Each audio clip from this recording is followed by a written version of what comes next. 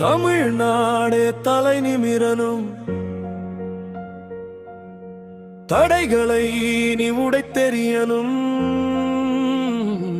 மக்களை காக்கும் தலைவனுக்காக, மக்களில் இருந்து மக்களுக்காக, மாற்றம் செய்யும் மனிதனுக்காக நானும் போட்டேன் என் ஓட்டு.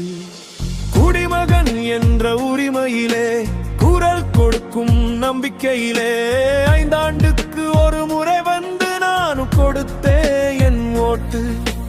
நாளை நல்லா மாறும் நினைச்சேன், நாட்டோட நிலைமையும் உயரும் நினைச்சேன். நானா இங்க